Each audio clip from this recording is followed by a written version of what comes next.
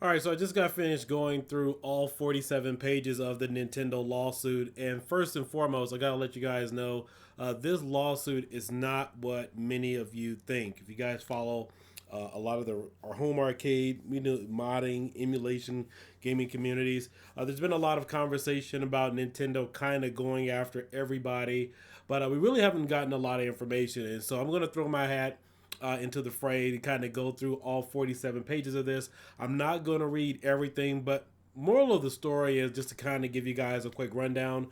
This gentleman named Jesse Keehan, he's based out of Colorado. Apparently, what's been going on is obviously he's involved with using emulation and running emulation with the Nintendo Switch games. Now, what's really gotten him into trouble and what Nintendo is alleging, and honestly, this guy has been bold and brazen. He's not like many of us other people that use emulators. We kind of keep it low key, talk about it. We know what's going on.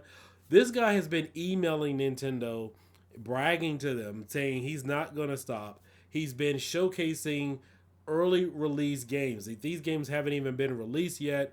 And what Nintendo is really specifying here is they're looking for three different scenarios. Number one, the emulator itself.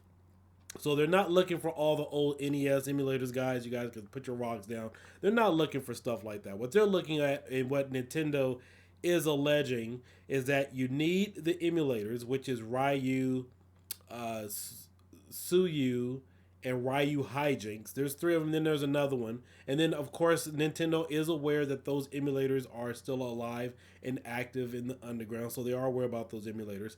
But they're looking at three issues. They're looking at the emulators itself. They're looking at the product key, which is the hottest topic of this lawsuit because that is Nintendo's proprietary, supposedly uncrackable uh, detection method that's not supposed to be broken.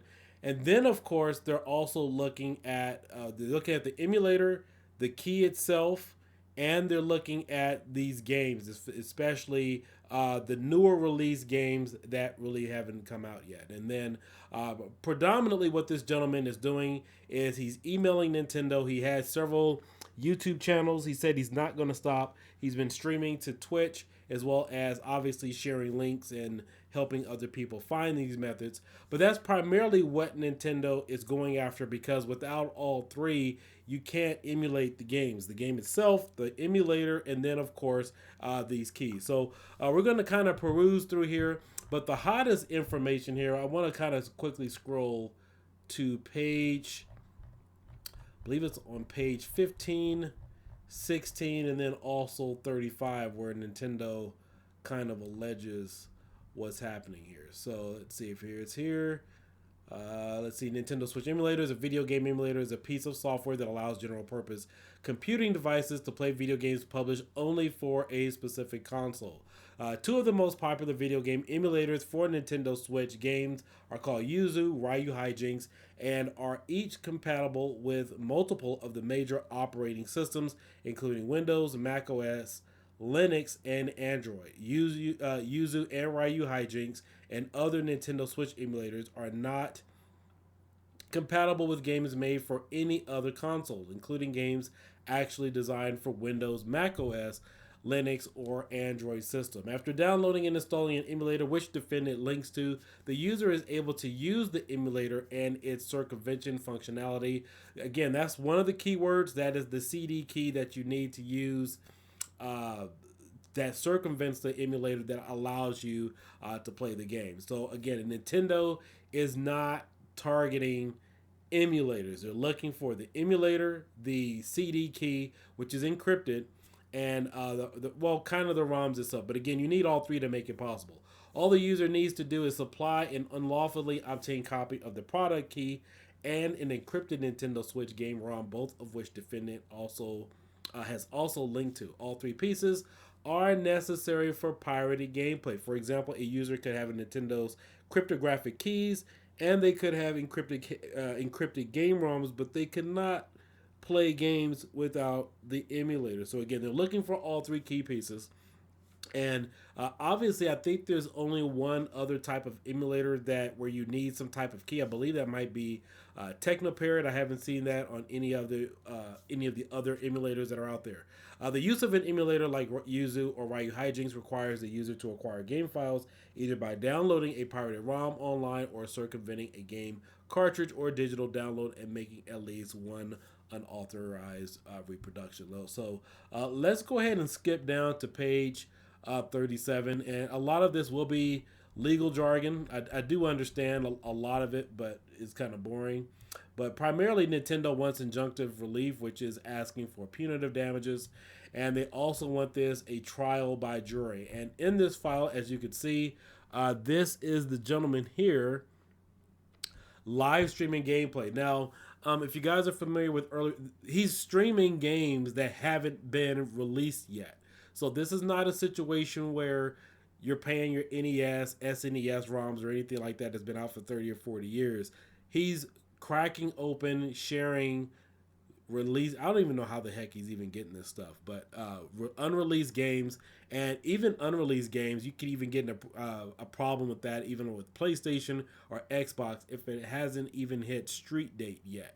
So these games have not even had any type of life cycle, and that could get you in some serious hot water with copyrighted trademark games or products that just honestly hasn't even been released yet. And so Nintendo took it upon themselves. They sent a number of copyright strikes. They demonetized his YouTube channel. He also has many other channels on Twitch, TikTok. He's streaming all over the place, so they really can't copy him. But again, the main focus is this is not an accident. This is not like the Ryu hijinks or Yuzu situation.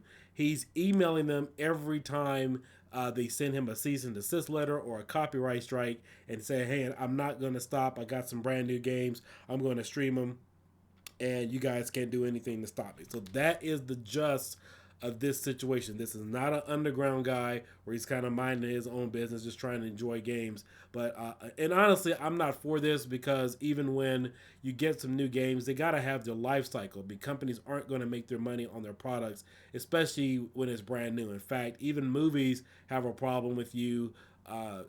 Obviously, it's the same kind of format where you're trying to show a movie or something that hasn't even been released yet into the theater. That can get you some serious stuff with even the FBI. They have dates here, YouTube on October 15, 2023, 5 days prior to its official release date. And the other part about it, too, is if YouTube has partners, like let's say they partnered with me or somebody else, for example, and say, hey, we're going to have a contract with you or you could showcase the game and give me a date. Well, that's also a violation of their contract with me if they wanted me to be the first person to showcase the game and somebody else has already done it. So they have to take actions in regards to something like this. Here they go again. It says defendant streamed a pirated copy of Pikmin 4 on at least YouTube on July 19, 2023, 2 days prior to its official release date on July 21st, 2023, commenting on one of his YouTube videos that I got 2 copyright strikes streaming it early. Laughing emoji, gotta play it safe for 90 days. So if you have 2 copyright strikes on YouTube, I don't know how. I guess he's on another platform.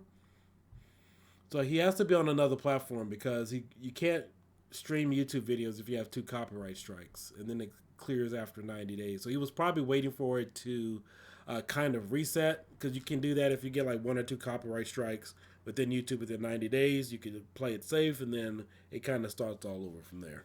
Before, I think it used to be permanent. But 2022, 3 days prior to its official release date on September 9th, 2022, he's here playing another game. So we're going to just kind of quickly scroll through this, and we're going to get to page, let's see, 35. I believe he goes by the social media alias Every Game Guru. And it says here, again, Nintendo's point is that he's circumventing Nintendo's technology. It's not about the specific emulator itself. Now, again, as far as I know, Yuzu, Ryu Hijinks, and there's a few other ones. Obviously, these are the only ones I can really think of other than maybe Technopair that has some type of circumvention or key that you need in order to play some games. It says defendant has also made it clear that he is streaming his illegally obtained games while playing on Nintendo Switch's emulators such as Ryu Hijinks or Yuzu or a hacked Nintendo Switch. Again, that's what they're looking for. Therefore, by definition, and for the reasons set forth above, he has admitted that he has circumvented the technological measures on Nintendo's games, including game encryption. So Nintendo is not singling out just the emulator itself. Now, what's really egregious about this is that this gentleman taunting Nintendo and going after it is giving them all the more reason, all the more cause for them to go after potentially maybe other emulators. It opens the door for other companies because other companies really haven't made a really big stink about emulators. But when you're showing new games on a new emulator and you're affecting their bottom dollar, that would get you into some serious trouble. But again, this gentleman has been repetitively taunting Nintendo, letting them know that he's not going to stop and he's going to continue to not just share the ROMs, but tell people where they could get it as far as the keys. And then, of course, who knows, he's also probably reselling these as well. So I want to quickly scroll through to page 35. Again, he's just also showcasing a pre-release version of Super Mario Party Jamboree. Similar performance details can be seen. They're proving that he's using this on a computer and not even a Nintendo Switch. So those are some of the things that's really pissing off Nintendo. Let's kind of scroll down here. We got page 31. There's some other documents here. Get Switch games early and it's free. So he's giving them out before they even hit street date. And again, companies like GameStop and I have a secret place that I've been going. Well, I haven't really been there in a number of years, but there's a secret place that I know of. I'll say it's in Los Angeles, California.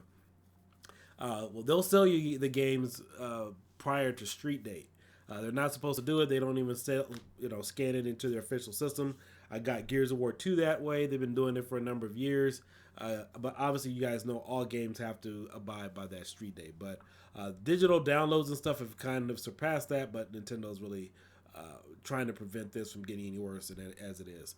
As we've seen in the screenshot, Defendant has linked to Nintendo Switch decryption keys. So again, they're looking for the three things. The decryption keys is one of the main issues, and has threatened more links to come. In an email to Nintendo on October 17, 2024, he wrote that he will actively help people find newer and updated copies of Ryu Hijinks and Yuzu, as well as helping people play Nintendo Switch games on their PC with no need to buy Nintendo's hardware. So that obviously didn't go over too well with them.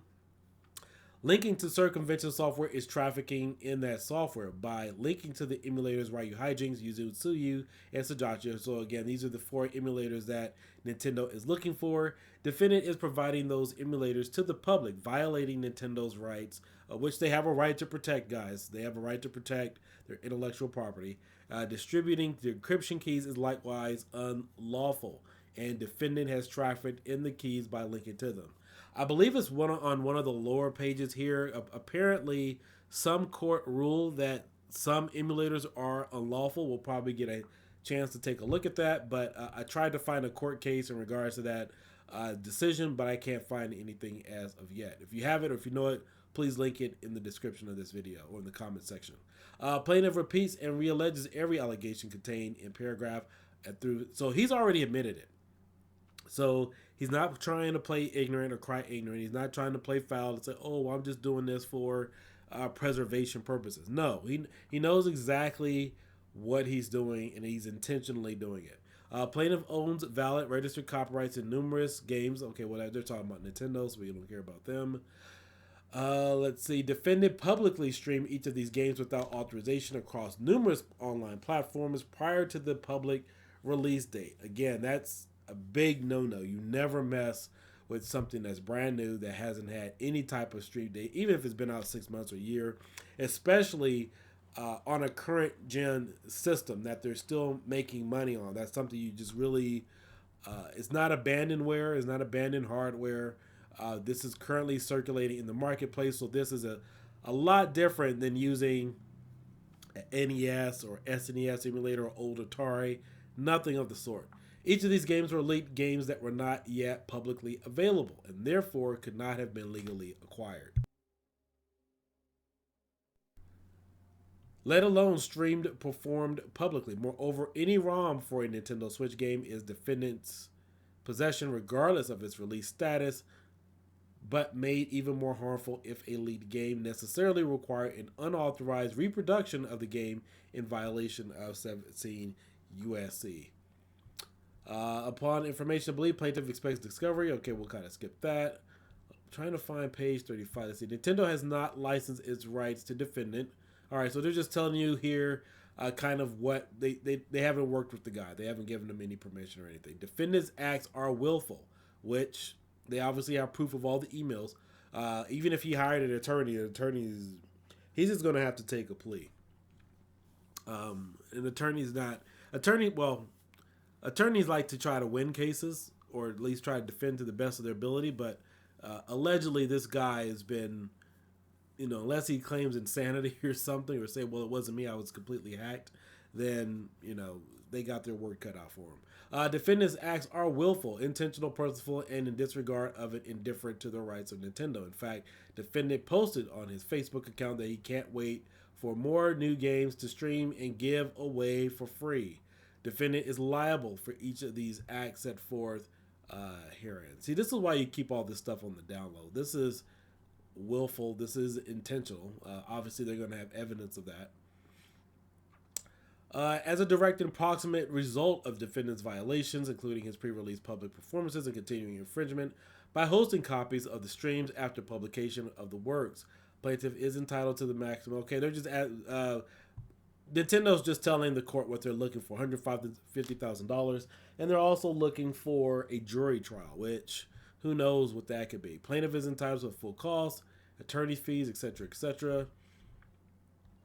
Let's see here. Defendant has shared links to online repositories of ROMs, including on his YouTube channel and Discord server, and he has shared links to emulators. So that's one thing that companies are looking for. They're not looking for links anymore. On YouTube channels. That used to kind of be a thing, but people don't like that anymore. The online repositories consist solely of content that infringes Nintendo's rights.